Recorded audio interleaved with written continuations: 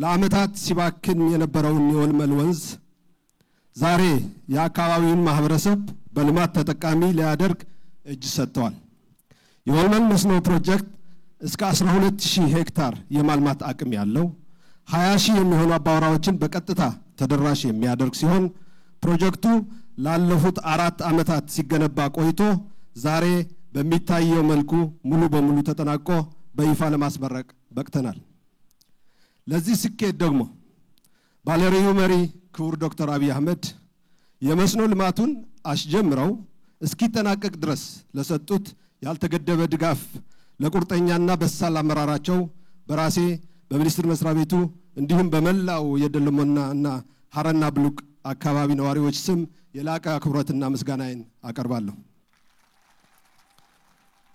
በአጠቃላይ ፕሮጀክቱ በ6 ቢሊዮን ብር የተጠናቀቀ ሲሆን ፕሮጀክቱ የውሃ መቀልበሻ ውቅር 33 ኪሎ ሜትር የውሃ ማስቀየሻ የመጀመሪያ ቦይ ፕራይመሪ ካናል 47 ኪሎ ሜትር ሁለተኛ ቦይ ሰከንደሪ ካናል እና 64 ኪሎ ሜትር ሶስተኛ ቦይ ተርሸሪ ካናል በአጠቃላይ 144 ኪሎ ሜትር የቦይና 30 የውሃ ማጠራቀሚያ ፖንዶች ግንባታ ያካተተ ስራ ተሰርተዋል።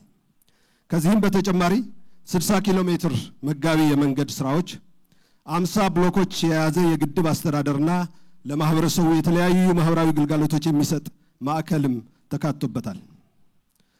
በዚህ ፕሮጀክት መጠናቀቅ አርሶ አደሮች አመትን ሙሉ ያመርታሉ፣ የምግብ ዋስትናቸው ያረጋግጣሉ፣ ለብዙዎች የሥራ ዕድል ይፈጠራል፣ ብሎም የቆላማና አርብቶ አደር አካባቢን ልማት እውን ያደርጋል። በመሆኑም የባሌ ዞን የደለሞና እና ሐረና ብሉቅ ወረዳዎች በአጭር ጊዜ በሀገራችን ከፍተኛ የግብርና አምራች አካባቢ እንደሚሆኑ እምነት አለኝ።